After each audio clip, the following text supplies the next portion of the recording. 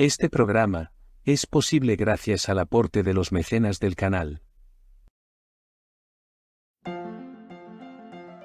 Los sacerdotes masones. La independencia de América y las sociedades secretas. Enrique de Gandía, 1906 a 2000. Historiador argentino de reconocida trayectoria académica. Autor de más de 100 libros y artículos, y fundador y miembro activo de numerosas instituciones de estudios históricos y sociales.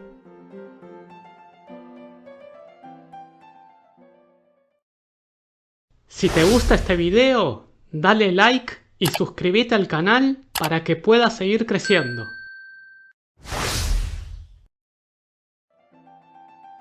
Los sacerdotes masones. Los esfuerzos de tantos historiadores para demostrar que la masonería a la cual pertenecieron hombres notables no era masonería, sino una sociedad secreta cuyos fines eran solo políticos, han llegado a un punto perfecto.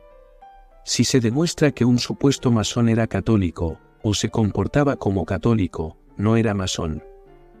La conclusión no puede ser más simple, práctica y definitiva.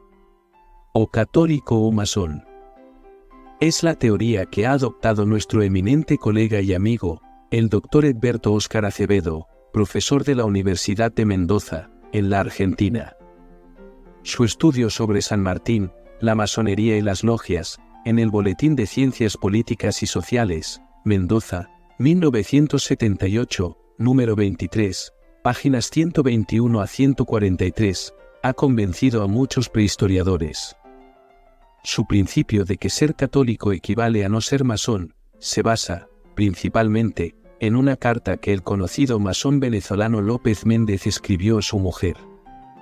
Su carta, con otras de Alvear, cayeron en poder de un corsario español, que asaltó al bergantín inglés que desde Londres las llevaba a América. El almirante Julio Guillén y Tato las publicó, sin un solo comentario, en la revista de la Academia Chilena de la Historia, y nosotros, por vez primera, las analizamos a fondo. Son una prueba terminante, como veremos, de que sus autores eran perfectos y famosos masones. No obstante, el doctor Acevedo se basa en un párrafo de la carta de López Méndez, para reforzar su tesis de que un católico no era masón. El párrafo es el siguiente. De mucho me ha servido este viaje para confirmar y fortificar mis ideas y mis sentimientos religiosos. Quisiera al mismo tiempo que tú y todos nuestros hijos jamás se aparten de las sendas del Señor, ni aún se disgusten de andar por ellas, sino con espíritu y buen ánimo, caminen sin pasarse hasta llegar al término de nuestra felicidad eterna. Así se lo pido con muchas lágrimas al Señor, interponiendo los ruegos de la Virgen María, del Señor San José, y de todos los ángeles, apóstoles y demás santos. También le pido que se conserve pura la religión en toda pureza en nuestro país, creyendo, confesando y practicando la que la Santa Iglesia Católica, la única verdadera y esposa de Jesucristo, cree, confiesa y practica, sin admitir jamás entre nosotros la profesión de ninguna secta de herejes, aunque de esta perversión resultase aumento en la población, adelantamiento de las ciencias, perfección en las artes, mejoras en la agricultura, y rentas en el comercio. El doctor Acevedo comenta el párrafo transcripto con estas palabras. Creo que con este testimonio se puede poner fin a la discusión, pues para mí, no hay prueba más terminante de ortodoxia, de fe y de religiosidad cabal, en suma. A la vista de este texto, ¿podrá aún decirse que los miembros de la logia eran masones? Página 137. Y en la página siguiente insiste. En definitiva, instamos en que se debe distinguir entre la logia y la masonería. En Chile, según Acevedo, O'Higgins y demás masones no eran masones, porque en los reglamentos de la logia, no hay en sus páginas el más leve indicio o preocupación de tipo filosófico o religioso, como tampoco la menor alusión a contactos con la masonería. Es una pena que nuestro brillante colega no se haya detenido en demostrar como en otras logias, para el seguramente masónicas, hay párrafos dedicados a alguna religión, tanto ataque como defensa. Sin pensarlo, con esta comprobación hecha por Acevedo, viene a confirmar que la masonería, como dicen sus reglamentos, en todas sus logias, no ataca ni defiende ninguna religión ni sistema político. Cada masón era y es libre de pensar lo que prefiera en materia religiosa o política. López Méndez era un buen católico y un buen masón, como lo demostró toda su vida. El doctor Acevedo declara que su juicio es una exposición personal. Exacto, nadie ha sostenido el principio tan rotundo, de que si se es católico no se es masón. También nos dice que esta exposición tiene una sola y exclusiva pretensión: establecer ciertos puntos firmes, como únicas bases para que avance el saber histórico. Es una regla o silogismo, con el cual se pueden alcanzar puntos firmes como el siguiente. Si un miembro de la logia fundada en Londres por Alvear, San Martín y otros, por ejemplo Luis López Méndez, demostraba, en una carta a su mujer, de la cual se rieron los españoles que la capturaron, que era un perfecto católico, todo el resto de la logia no era de masones. Si Juan fuma en pipa y tiene barba, todos los que tienen barba fuman en pipa, o todos los que fuman en pipa tienen barba. Este hermoso silogismo, aprendido en seminarios, es un punto firme, una única base para que avance el saber histórico. Además, el doctor Acevedo hace progresar la historia con otra conclusión. Quienes eran masones eran masones. Pero quienes andaban en logias no eran masones, eran logistas. Alvear era masón. San Martín, como buen católico, no era masón, era logista. También está convencido nuestro colega de que la masonería era una sola institución británica, y que si San Martín hubiera sido masón, no habría donado su sable a Rosas en momentos en que la gran conspiración franco-británica quería derrotarlo, y hacer de este país una provincia balcánica. No hacemos comentarios. Otras conclusiones. Por la vía negativa, argumento seminarista, si hubiera sido masón, San Martín no hubiese aprobado el fusilamiento de los Carrera, que lo eran. El doctor Acevedo no tiene en cuenta las rivalidades y luchas de las logias. Y, por último, el viaje de Alvear, San Martín y otros a Londres, no tuvo como fin lo que dice Alvear en las cartas que comentamos, fundar en Londres la logia número 7, por orden de la número 3 de Cádiz, sino algo muy distinto, que no aparece en ningún documento, pero que el doctor Acevedo lee en las mentes de los muertos. Fue, como siempre, para ver qué es lo que se podía obtener de la principal nación del mundo de entonces. Precisamente lo único que Alvear, San Martín y demás masones no indagaron ni pidieron al gobierno inglés. No dudamos que nuestro ilustre colega traerá pronto papeles desconocidos que aclaren estos puntos dudosos. Esta manera de escribir historia no es nueva. En Chile la iniciaron los historiadores católicos de renombre, como nuestro desaparecido y querido amigo Jaime Eizaguirre. Otro destacado historiador de la masonería chilena, Benjamín Oviedo Martínez, también está seguro que la logia lautarina fue únicamente una sociedad política a la cual las circunstancias de la época en que tuvo que actuar la obligaron a adoptar la organización de una sociedad secreta. Nosotros recordamos las palabras de un conocido político chileno de aquellos tiempos, Miguel Zañartu. Hizo saber a O'Higgins, desde Montevideo, el 23 de julio de 1820, que los masones están convenidos a vengar la muerte de Luis Carrera, que era hermano. Mucho cuidado con estas ramificaciones. Usted sabe cuán extendida está en el ejército la masonería. Lo que más encargo a usted son golpes de energía a cualquier ocurrencia. Es una prueba más de que la masonería de Buenos Aires era masonería, y no otra cosa. En cuanto a sus desacuerdos con la masonería de Chile, no deben extrañar. Las logias se combatían. El 1820 no era el 1810. Los masones de Buenos Aires eran enemigos de San Martín, de O'Higgins y de la logia chilena, que tomaba decisiones que no convenían a la masonería de Buenos Aires. Los masones de Chile, la logia Círculo-Círculo, obligó a San Martín a no pasar el ejército de los Andes a Mendoza y a Buenos Aires, para hacer frente a los 20.000 hombres que la Santa Alianza había concentrado en Cádiz, para aplastar a Buenos Aires. Los masones de esta ciudad la cuidaban, frente a la expedición de Cádiz y a los caudillos del litoral. Los masones chilenos cuidaban su tierra, y querían conquistar el Perú para dar la libertad a América. Dos puntos de vista políticos opuestos que no tienen en cuenta, o no conocen, algunos historiadores. Las cartas de Alvear y López Méndez, y que el almirante Guillén y Tato ha incorporado a la documentación masónica hispanoamericana, son una expresión masónica tan evidente, que solo quien quiere ser ciego puede dejar de advertirlo.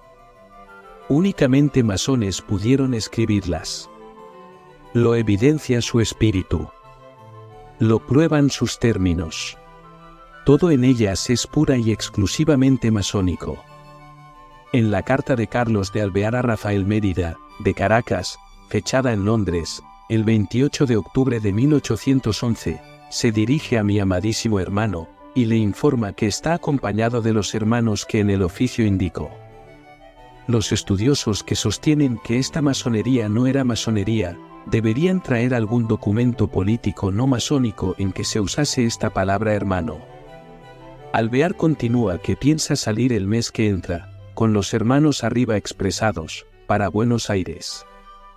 Revela que aquí, en Londres, he establecido una logia, para servir de comunicación con Cádiz, Filadelfia, y esa, como también para que encuentren abrigo los hermanos que escapan de Cádiz.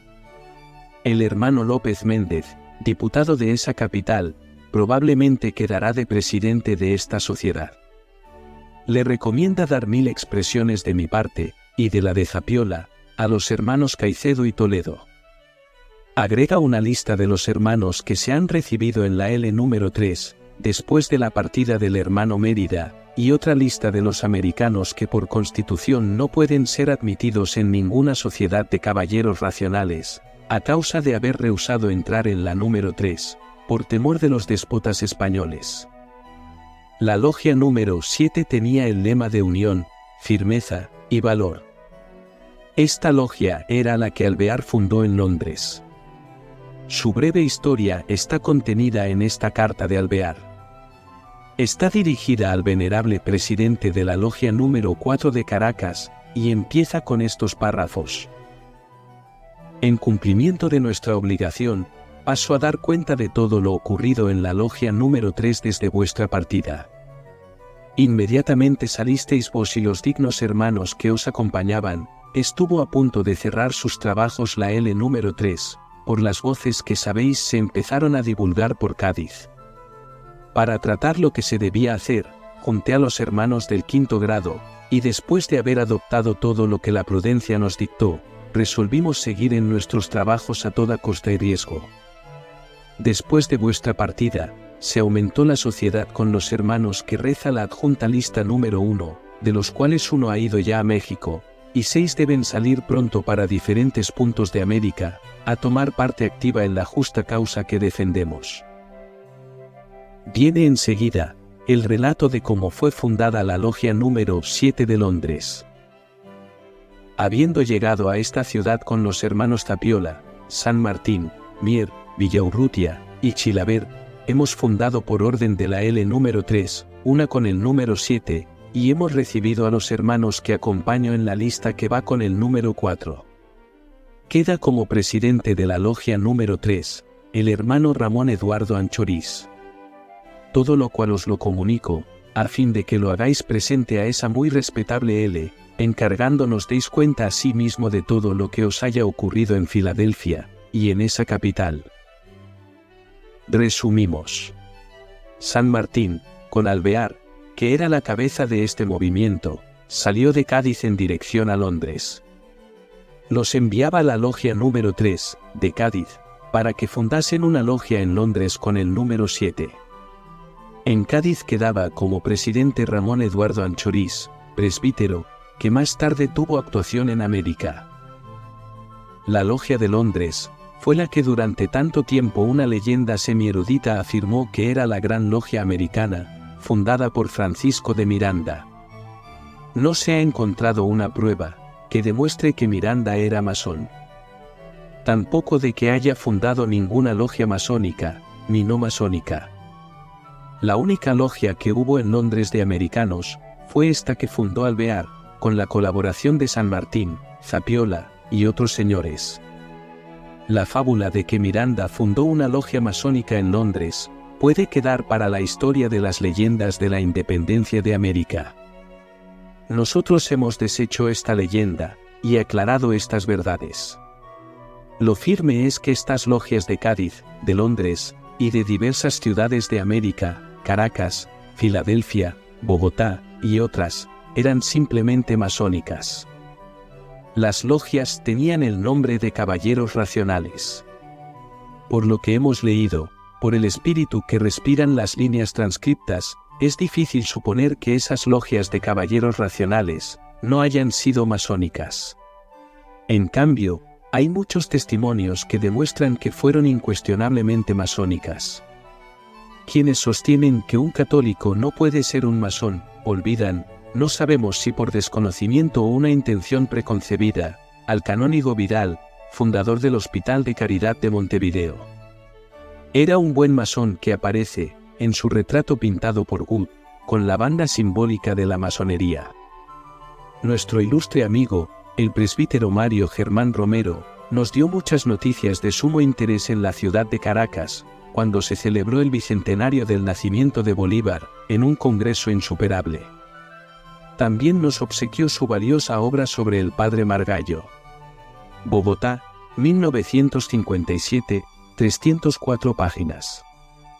El buen padre Margallo, vulgar eco de las infamias que circulaban en contra de los masones, creía que los masones estaban muy introducidos, y no tratan más que de destruir la religión, pues se decía por muchos o la mayor parte de ellos, que la iglesia catedral debía erigirse en una gran logia, que esos malvados no se empeñaban más que en destruir el clero y perseguir los ministros del santuario, generalmente a aquellos que se empeñaban en sostener la religión. Página 95. El 2 de enero de 1820, en la Gaceta Oficial apareció el siguiente aviso. Aviso al público. Una sociedad amante de la Ilustración, protegida por el señor General Santander, ofrece al público dar lecciones para aprender y traducir y hablar, en idioma francés e inglés. Era una logia masónica. Terminadas las lecciones, los venerables se retiraban a sus reuniones. Dice Romero, página 126. Un síntoma curioso de la situación religiosa de la época es el hecho de que aún algunos frailes y clérigos se alistaron en la logia. No tardaron en formar parte de ella los ministros de la Corte Suprema, los jefes militares y los comerciantes, porque casi todos eran masones, excepto alguno viejo de gato en el mostrador que vendían badanas y novenas, hermanos de la Veracruz, según la gráfica expresión de Groot. El reverendo padre Romero es hombre culto, que no tiene prejuicios ni defiende tesis absurdas. Reconoce que hay que ser indulgentes con quienes, excelentes católicos, ingresaban en la masonería. El general Santander y los clérigos que lo acompañaban en la masonería, eran todos buenos católicos. El historiador Groot nos hace saber que Santander no era masón tan fanático que pospusiera la causa de la independencia a la logia, y aunque muy amigo de los honores, no era tan pueril que se deslumbrara con las bandas y colgandejos de la orden. En la logia de Bogotá no pasó del tercer grado, cuando sus demás amigos habían recibido grados superiores y altas condecoraciones. Los masones fanáticos llegaron a detestar a Santander por su conducta con la logia. Con su retiro, comenzó la decadencia de las logias. La logia se llamaba la Fraternidad Bogotana. Empezaron los primeros sermones contra la masonería. El Patriota, periódico que publicaba el general Santander, defendió a los masones jocosamente. Los genios vulgares, las mujeres, y los hipócritas, creen que francmasonería es alguna cosa del otro mundo, una invención diabólica y una escuela de vicios. La gente ilustrada se ríe de tales presunciones, y aún así hay entre ellos valerosos apologistas de esta sociedad. Francisco Maragall empezó a atacar a los masones en un papel anónimo que se titulaba El Gallo de San Pedro. Había hojas que se llamaban La Lechuza, La Tapa del Congolo y El Nazareno Negociante. Los periódicos tenían títulos como El Anteojo de Larga Vista, El Anteojito de Bolsillo, El Preguntón, El Noticioso, El Noticiosito, El Noticiosote, El Poste de a Caballo, El Zurriago, El Zurriagazo, El Batuécano, El Moscardón, etc. En El Gallo de San Pedro, Maragall informaba que la masonería la había fundado Oliverio Cromwell en Inglaterra, y en Francia el conde de Cagliostro. No nos sorprendamos con estos orígenes históricos. Un filósofo y sabio como Lessing estaba convencido que la palabra masonry, masonería, provenía de la vieja palabra inglesa mace, o sea, mesa redonda, según el gran modelo de la tabla redonda del rey Arturo. Aún se usaba el término en el siglo XVII. Luego, como el constructor de la Catedral de San Pablo, Sir Christopher Wren, era miembro de la sociedad, se habría interpretado que se trataba de una reunión de gente de la construcción, una corporación de maestros de obra. Por ello, masonry habría sido interpretado como masonería, de masón, albañil. La palabra franc se refiere al lenguaje libre, franco, de todos los gremios. Hermann y Georg Schreiber. Mistagogos, masones y mormones. Sociedades secretas en 4 milenios.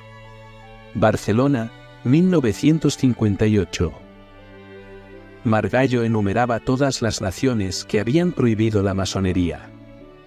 Escribió otros papeles en contra de la masonería. La burra de Balaam, el gato enmochilado, y el puerco de San Antonio Abad, todos en 1826.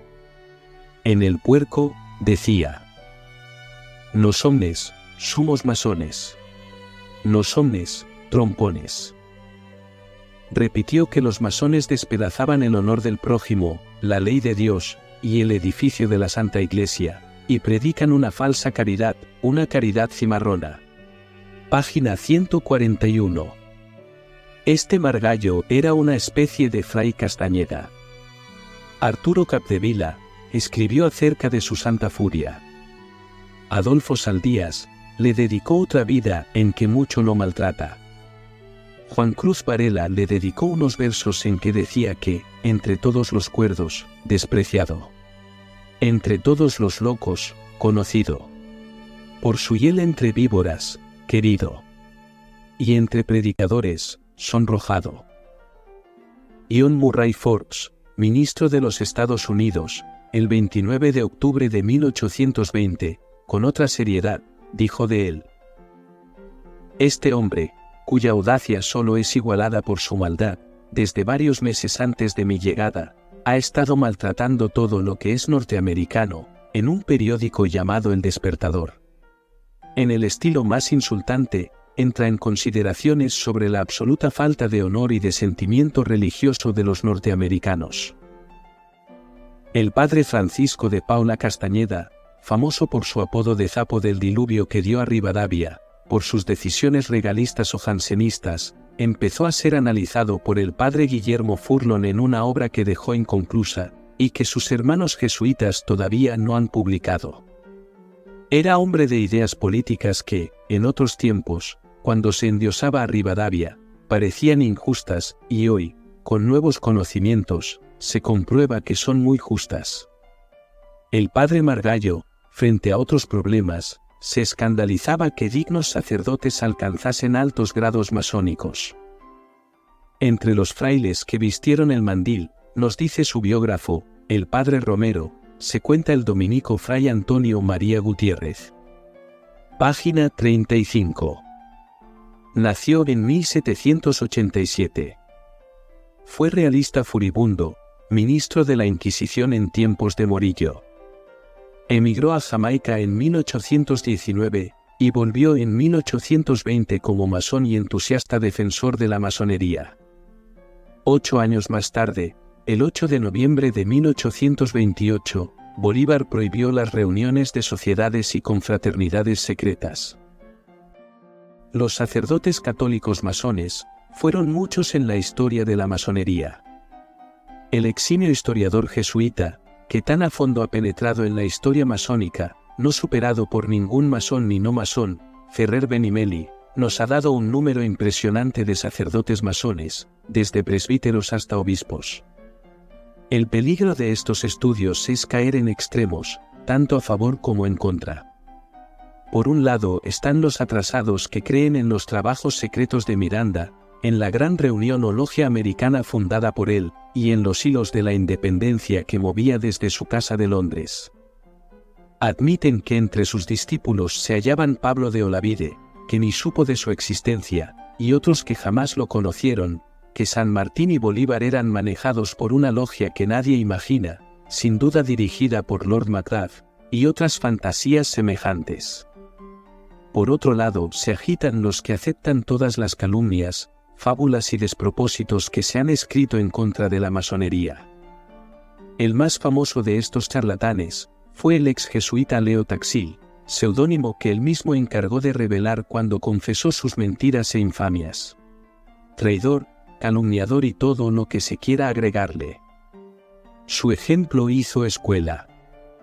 Hombres respetables y de amplia cultura, como el primado de Chile, cardenal y arzobispo de Santiago, el doctor José María Caro R., han caído en la senda de los errores no siempre perdonables.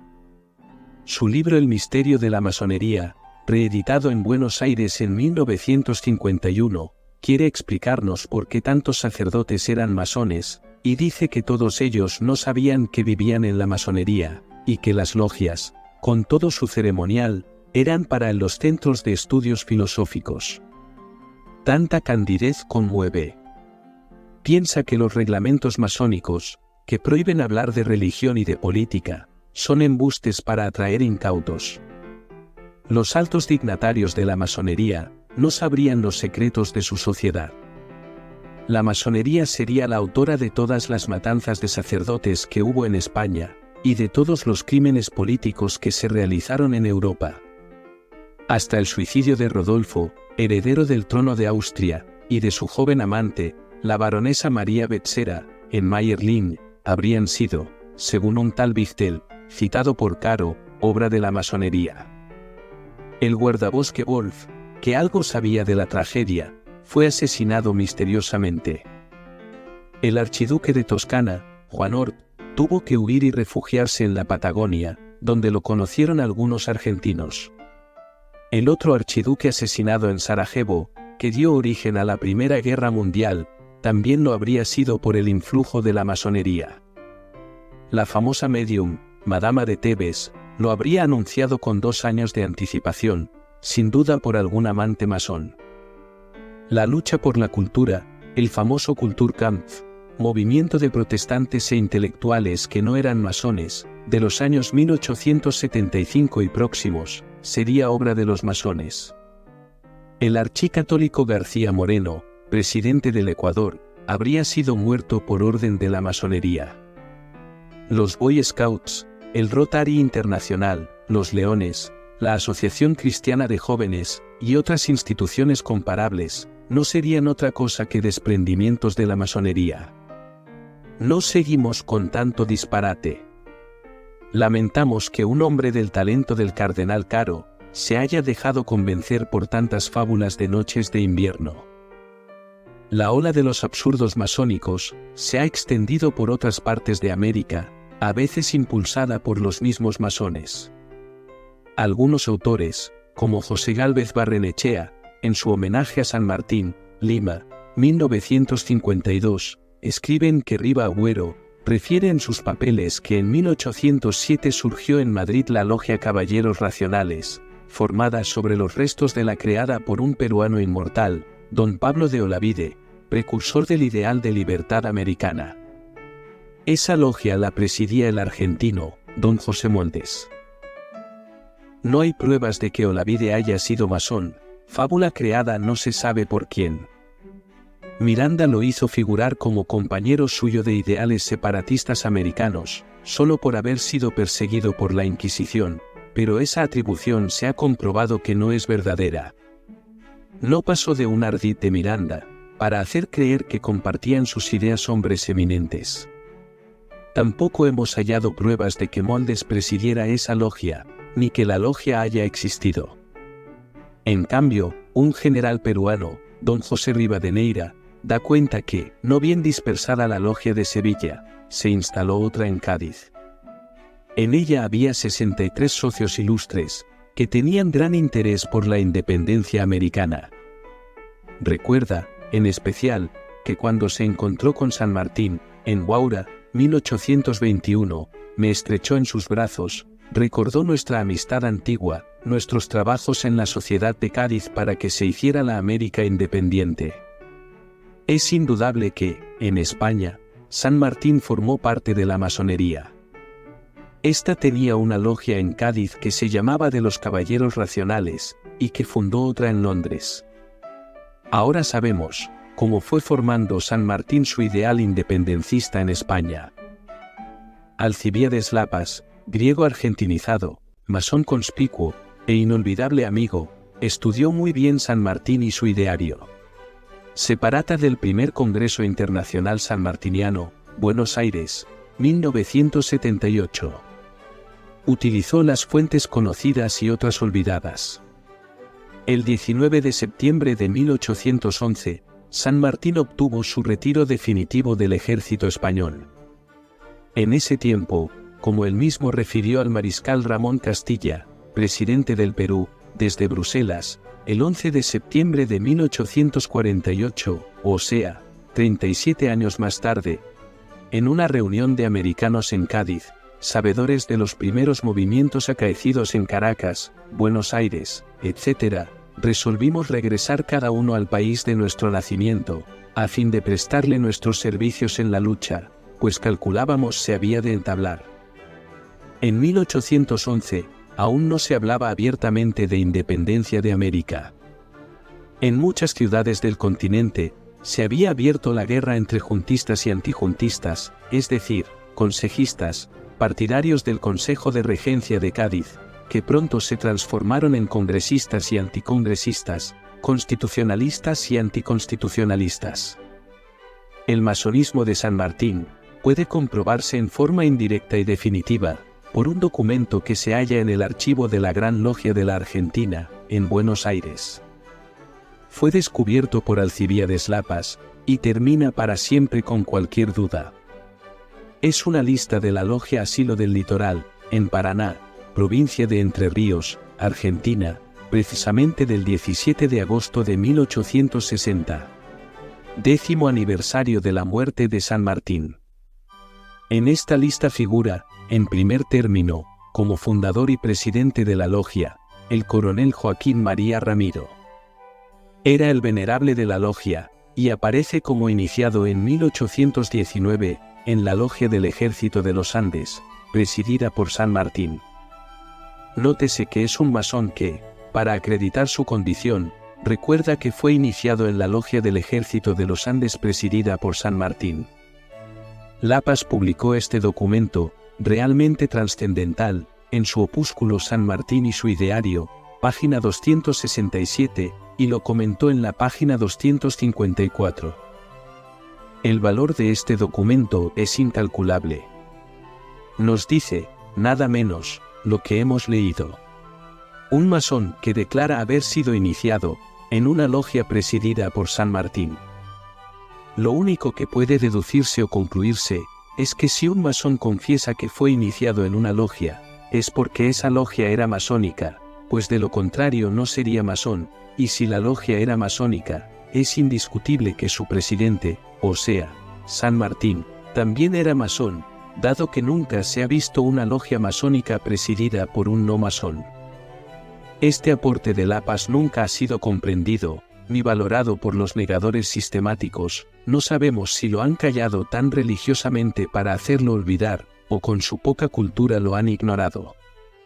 El último y desesperado argumento, para probar que la masonería no era masonería, sino un conjunto de clubes políticos, no solo se encuentra en la Argentina, sino en otros países hispanoamericanos, como Venezuela. Nuestro directo amigo, el doctor Mario Briceño Perozo, director del Archivo Nacional de Venezuela y miembro de la Academia Nacional de la Historia, nos ha enviado su excelente estudio sobre los masones y la independencia, la obra de Carnicelli. Caracas, 1988. En ella leemos cómo el ilustre Monseñor Navarro, Nicolás Eugenio Navarro, 1867 a 1960, estaba convencido que muchos próceres no fueron masones, porque las logias en que se juramentaron no eran centros de masonería, sino clubes políticos.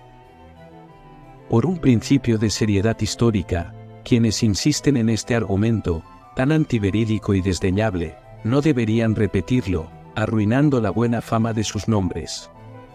Por otra parte, los historiadores masónicos no deberían seguir divulgando que Miranda fue masón, que ingresó en la masonería en 1780, y atrajo a sus talleres una serie de personajes de la independencia que nunca lo trataron ni estuvieron en Inglaterra.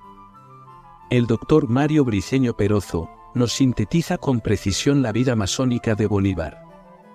Él mismo confesó a Perú de la Croix, en Bucaramanga, que llegó hasta el grado de maestro. No se sabe cuándo entró en la masonería. Unos autores, todos sin pruebas, afirman que fue en Cádiz, en 1804. Otros dicen que fue en Londres, en 1810, y otros dan otras fechas y otros lugares. En París pasó al grado de compañero el 11 de noviembre de 1805, en la logia San Alejandro de Escocia. Nuestro recordado amigo, don Ramón Díaz Sánchez, embajador, pudo adquirir para Venezuela la escritura original del acto francés, y actualmente se encuentra en el archivo de la Gran Logia de Caracas. El historiador colombiano Ramón Martínez Zaldúa, citado por Briceño Perozo, escribe que Bolívar fue nombrado, por el general Antonio Valero de Bernabé, gran inspector general de la Orden, grado 22, en Lima, en 1824. Poco después, Bolívar se declaró contrario a las sociedades secretas. El 8 de noviembre de 1828, dio el decreto prohibición de las sociedades secretas. Lo refrendó el ministro de Estado José Manuel Restrepo.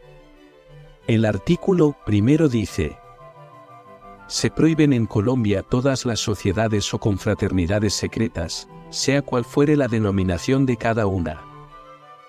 Algunos historiadores interpretan que este decreto abarcó también a la masonería. Otros lo niegan, pues la masonería era pública y bien conocida. Lo indudable es que la masonería suspendió sus actividades, y solo las reanudó el 12 de enero de 1849. El decreto de prohibición fue dado por el intento de asesinato de Bolívar, en el mes de septiembre. Esto significa que hubo también sociedades secretas que nada tenían que ver con la masonería, aunque en ellas actuasen masones. A menudo, como las logias argentinas y chilenas, eran masónicas y llevaban a cabo trabajos políticos.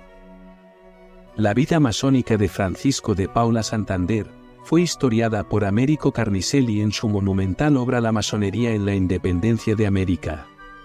Bogotá, 1970. En la misma obra, se enumeran los clérigos en la masonería gran colombiana y peruana. Santander fundó en Bogotá, el 2 de enero de 1820, la Logia Libertad de Colombia. En cuanto a Sucre, se sabe que en 1811 aparece en la Logia Perfecta Armonía de Cumaná, y que en Bolivia tuvo estrechas relaciones con los masones de Chuquisaca. Después de un largo camino, volvemos a nuestro San Martín. La historia tiene un instinto de conservación. En todos los rincones de nuestro pasado, hay reminiscencias de la masonería. No debemos abandonar la diritta vía. No tengamos un arriere plan, ni una arriere pensée. Las hojas muertas de la historia son agitadas por el viento de nuestras investigaciones. Cuando a un hombre, como nosotros, No nos separa mucho tiempo de la eternidad, no dice mentiras ni defiende a sabiendas tesis falsas. Sabe que pronto no habrá para él ni cielo ni tierra. Las revelaciones que cantan en su cerebro habrán hecho silencio. Los escritos que dejará serán olvidados o analizados con crueldad. Lo bueno será desdeñado, y lo malo será su afrenta. Nadie lo perdonará. Por ello no caemos en fanatismos estrechos. Tenemos lástima a los inadaptados de la historia. ¿Por qué ese empeño inexplicable de no ver la verdad? Nosotros lo sabemos y no lo decimos. Otros lo saben y no lo confiesan. Los lectores tal vez lo intuyan, y tal vez comprendan que no hay que tener tendencias contra la historia, ni transfigurar la historia de acuerdo con nuestras ideas. Nuestra actividad histórica nos obliga a decir la verdad. No hay más que un camino. Pensamos en elocuentes silencios, pero también creemos que, desde el fondo de nuestra soledad, tenemos la obligación de lograr algunos de nuestros objetivos, que son los de dar luz a algunos aspectos de nuestra historia. Por ello le hemos consagrado nuestra vida y abordamos este estudio, tan ingrato, tan comprometedor, tan expuesto a polémicas ad hominem, a ataques virulentos, para penetrar en un laberinto del cual siempre se sale heridos y maltratados. Todo se reduce a saber si San Martín era un buen católico o un católico tibio, algo incrédulo e irónico en materia de fe, y si era masón o no lo era. En lo que respecta a su carácter de excelente masón, estamos seguros de haber aportado un cúmulo tal de pruebas que demuestran su condición de excelente masón, como no se ha hecho nunca en la historia de nuestra patria. No concebimos la posibilidad de que pueda demostrarse que las logias en que actuó San Martín no fueran masónicas, ni que él no perteneciera a la masonería. Y en cuanto a su religiosidad, tan perfectas en las exposiciones exteriores, no hemos hallado nada mejor que dejar que San Martín nos diga cuál era su pensamiento, en esta materia tan delicada como es nuestra religión católica apostólica romana. No reproduciremos muchos documentos. Nos basta con reproducir 2 cartas, bien conocidas y divulgadas de San Martín a su viejo amigo Tomás Guido, cuyo masonismo nadie niega.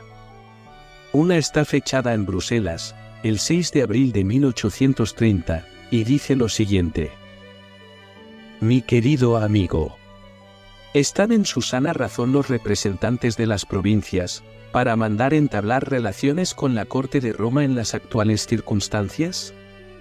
Yo creía que mi malhadado país no tenía que lidiar más que con los partidos, pero desgraciadamente veo que existe el del fanatismo, que no es un mal pequeño. Afortunadamente, nuestra campaña y pueblo se componen, en razón de su educación, de verdaderos filósofos, y no es fácil empresa moverla por el resorte religioso. ¿Negociación con Roma? Dejen de amortizar el papel moneda y remitan 1.000.000 de pesos, y conseguirán lo que quieran. He aquí el caso de reclamar nuestra rancia amistad. Yo soy ya viejo para militar, y hasta se me ha olvidado el oficio de destruir a mis semejantes. Por otra parte tengo una pacotilla, y no pequeña, de pecados mortales cometidos y por cometer. Ainda más, usted sabe mi profundo saber del latín, por consiguiente esta ocasión me vendría de perilla para calzarme el obispado de Buenos Aires, y por este medio no solo redimiría todas mis culpas, sino que a un viejo despacharía las penitentes con la misma caridad cristiana, como lo haría el casto y virtuoso canónigo Navarro, de feliz memoria. Manos a la obra, mi buen amigo. Yo suministraré gratis a sus hijos el santo sacramento de la confirmación, con contar mis oraciones por su alma que no escasearán. Yo creo que la sola objeción que podrá oponerse por esta mamada, es la de mi profesión, pero los santos más famosos del almanaque, ¿no han sido militares? Un San Pablo, un San Martín, ¿no fueron soldados como yo, y repartieron cuchilladas sin que esto fuese un obstáculo para encasquetarse la mitra? Basta de ejemplos. Admita usted la bendición de un nuevo prelado, con la cual recibirá la gracia de que tanto necesita para liberarse de las pellejerías que le proporcionará su empleo, yo se la doy con la cordialidad de su viejo amigo José de San Martín. Esta manera de tomar en broma temas religiosos de San Martín no fue un momento de excepción. Podría rastrearse en otras cartas. 2 años después, el 6 de diciembre de 1832, otra vez desde París, San Martín volvió a escribir a Guido, masón veterano, con estas palabras. Dígame usted con franqueza a qué grado se halla en nuestra patria la tolerancia religiosa, pues por los rumores que corren parece la cosa no anda muy segura. ¡Viva la patria! Estos documentos se encuentran originales en el Archivo de la Nación, Archivo del General Guido, Correspondencia con San Martín. C16, A1, número 1. Han sido publicados por muchos autores. Nunca los citan los negadores sistemáticos de la vida masónica del Libertador.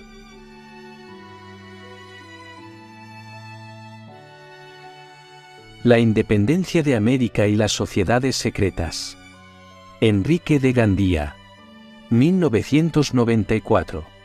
Ediciones Sudamérica Santa Fe. Santa Fe, Argentina. Páginas 173 a 184.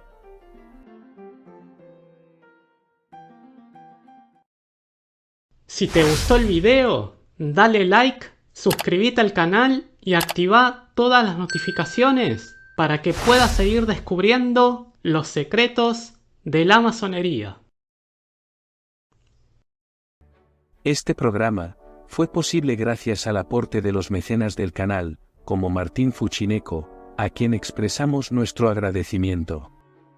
Si quieres convertirte en mecenas, puedes hacerlo en Patreon, una plataforma muy fácil y segura de usar.